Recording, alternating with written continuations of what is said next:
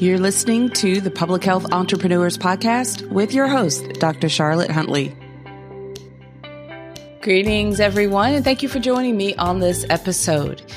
On this podcast, we talk about all the important topics of interest to public health professionals who are at this intersection of entrepreneurship and public health.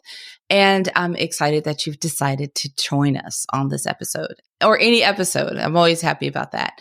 My name is Dr. Charlotte Huntley, and I'm your host. I'm a public health entrepreneur with over 20 years of experience in both healthcare and public health. And I've helped a lot of entrepreneurs along the way. I'm delighted to bring this podcast to you. Now, although it's a new podcast, I've been podcasting for a long time, since 2017. This episode is actually a result of a question that we received around funding. It was a request, can you discuss funding? And I thought that is such a public health kind of a term. And usually people that come from a government or nonprofit background and are thinking about entrepreneurship will think about funding. So that's kind of loaded. So I'm not sure exactly what is meant. What do you mean by talking about funding? We could go in a million directions. So I decided to kind of focus the niche down to talking about ways to monetize as an entrepreneur. So back in episode number 2, I believe it was, I answered the question, what is a consultant? What is a public health consultant? If you haven't listened to that one, please scroll back to the title is What is a Public Health Consultant? And I think that would be very helpful. Maybe both. What is a public health entrepreneur and what is a public health consultant? I think it was episode number 1 and number 2. They're right there together because it really puts everything into context. And I won't repeat all of that, but I'm going to give you a few different ideas about how you can monetize as an entrepreneur or as a consultant and how you're providing services and being able to charge for what you do. And you come to the table with a lot of expertise. So many of you have varied backgrounds, or maybe even if you've worked in one particular area for a long time, you still bring a lot of expertise to the table as an entrepreneur. So you have options. A few examples just to kind of get you thinking and get, kind of your mind sparked is what I'm hoping to do here to get you thinking about some of the ways that you can provide services, solutions to maybe seeking these type of resources and help from you and be able to charge for those services. So let's dive into a few of these examples. One of the things that I want you to think about is under this area or in this area of health education and training, which, I feel like all of us, we could all say yes to these things, but you could offer things like workshops or seminars, community level. I've talked to so many consultants who offer community level events or they facilitate or organize these events. And they partner with other agencies or community organizations to provide these types of seminars, classes, workshops, even online. They could be in person or online. And those are great ways. Sometimes you've maybe done these types of things as your job responsibility in a previous role. And now you could take those services and you could bring that to a business and offer that as a service to your business. People I've known have done really well with online courses, including myself. I started very early on with online courses, and I love that because it was an opportunity while I was still working a full-time job before I was full-time in my business, before I even knew where I was going with the business.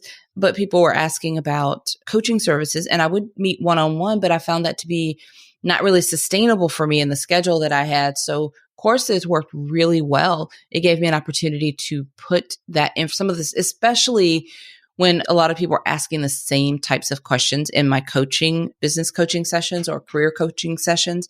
I created a course around some of those commonly asked questions, and online courses was a great way to kind of reach that for coaches, but then also for, sticking with this health education and training.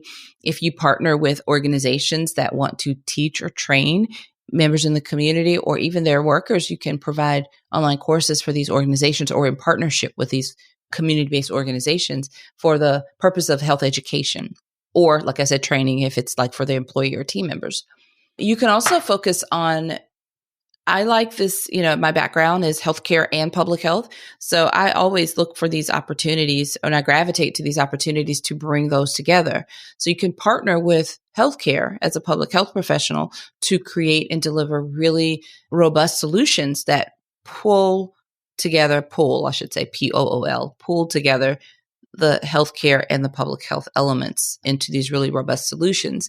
And that's a great opportunity, especially in today's times. People are really looking for that overlap and that opportunity. So those are just some ideas for you. It could be focused on general public. It could be around disease prevention, about healthy lifestyles, and even around policy, like healthcare, public health policies. So those are just some ideas and some thoughts around how you can take your expertise as health educators in training and monetize those. So not really thinking of funding, but thinking about how you can monetize your business. So I'll go a few steps further when it comes down to those are things that you could do, solutions you can offer, and thinking, okay, well, where do I find these?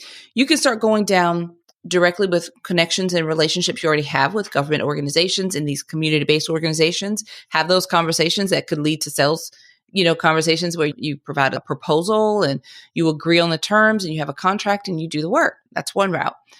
You can also go the route of looking for these RFPs that are submitted. If they're right, sometimes they're looking for people that can help with these projects. You can respond to an RFP that way. You can also go the contracting route, and you can look to contract, go through working directly with federal government, which are several steps and a whole nuanced process that you would need to follow. But there are multiple routes you could take depending on your preference. It's your business, right? You're designing and creating and building the business of your dreams. Or you could have a mixture where you have a pipeline coming through federal government contracts or maybe state contracts, and then maybe a mixture through community-based organizations, something along those lines. Some things to think about. Okay, another idea for you, in addition to health education and training, is public health research. One of my favorite entrepreneurs is a public health researcher, and her whole consulting business, her focus is public health research. Maybe I can get her on this podcast. I'm looking to bring on some guests here pretty soon to talk about what they do to give you some inspiration and some real life examples. Right now, I just want you brainstorming a little bit if you're thinking of getting started, or this can help you niche down if you've already gotten started. Because usually when you started already, you're kind of doing a little bit of everything until you can kind of niche it down. But public health research is an area, if that fits you, you can partner with government agency, you can get grant funding, you can work with private foundations, academic institutions. You can monetize your research expertise, in any step of the process, from working with the communities, gathering research data, all the way to publishing papers, and just anywhere along those lines you can offer your expertise as a consulting service and a solution to the client that's looking for that type of help, right? And let's see, I'll give you a couple more examples. I think it's worth considering, depending on your background. I started to touch on this earlier, but healthcare and public health management services, depending on your background, because again, I overlap in both, you may be able to provide some solutions to healthcare facilities or public health agencies where you're helping with, maybe it's just operations, performing. If it's on the healthcare side, it could be something related to patient healthcare outcomes, lifestyle, teaching, coaching, trainings, those types of services. Those are really popular. And again, it's that intersection and that overlap of public health and healthcare coming together. And I think it could go a really long way to helping to, if you work, for example, with, say, a healthcare practice, and so they're addressing these challenges of chronic disease, maybe their patients they have a lot of patients who are, have unmanaged, uncontrolled chronic conditions, and they partner with someone like you as a public health professional, and you're providing these type of services. Maybe you could provide the education, the training to their patients. And that's an example of a collaborative that's under this kind of healthcare, public health management kind of a collaboration. I think that's something worth considering, exploring for some of you, especially depending on your background. So some of you may be listening going, that makes a lot of sense because it resonates with some work you've been doing. People that have been in, say, nursing, for example, you may have a lot of ideas as you're listening to this. So those are just some things to think about. I think another thing for some people that would be great is health advocacy. And you can advocate for public health policies on any level, local, state, national, even internationally. Those of you that really identify as passionate advocates, you can find that organizations really will be drawn to your expertise in the services And especially if your interest that you're offering aligns with their goals, it could be a great direction to go into. And the monetization pathways could stem from anything from grant funding to, again, private foundation, just all sorts of funding sources.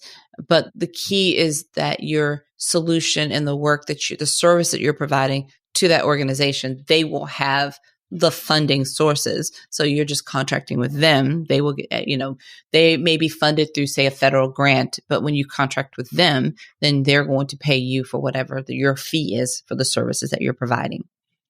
I guess the final thing I'll add here is don't forget about the global health initiatives.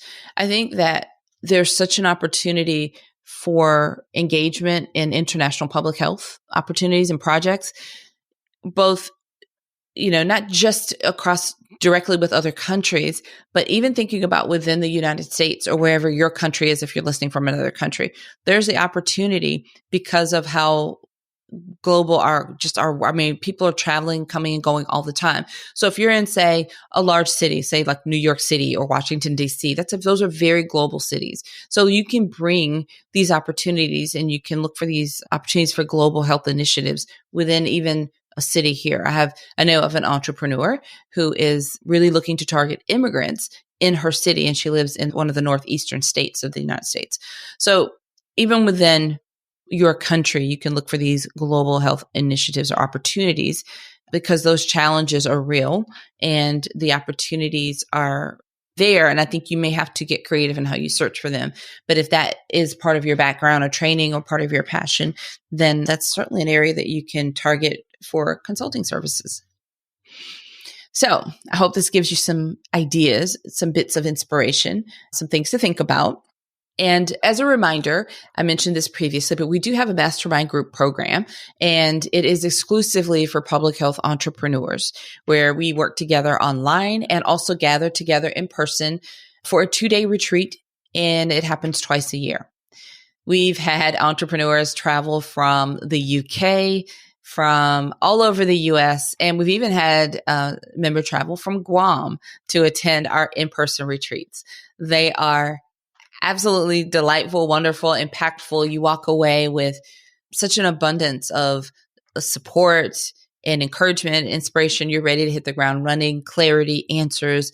It's a true refueling in that sense. And then, of course, our in-person events, our experience is wonderful. It seals things between those in-person meetings. But I really encourage you to explore our Mastermind program. Enrollment is only open twice a year. It's open in June and December, and we only take people or only consider people who have submitted an application. And if you want an opportunity to enroll, you will need to apply so that we get a chance to meet with you, make sure all of your questions are answered, and to make sure that it's a mutually good fit, our program with you and the others that are in the program now. I'm excited. So you can find all that information at our website, which is publichealthentrepreneurs.com. When you're there, just click on Mastermind, and there's a whole page of all the information at the bottom. You're able to click and apply. Okay, as we wrap up, I would love to ask you, in addition to exploring our Mastermind program, I ask you to help us share the word about this podcast. You can share directly from one of the podcast apps that you may be listening in right now. You can share our website with a friend, which is publichealthentrepreneurs.com. And another way is to write a favorable review in Apple Podcasts. That would really brighten our day. And that's the highest encouragement. And it really helps people to decide, whether or not this is worth taking a time to listen. And, we all are fueled by reviews, and it matters. So we appreciate you if you've already done that. And we ask you to do that to help us to grow this podcast and to share the word. Whichever option you choose, I greatly appreciate you helping in whatever way you decide. All right, everyone. Until next time, have a fantastic rest of your day. Thank you for listening. Visit publichealthentrepreneurs.com to learn more.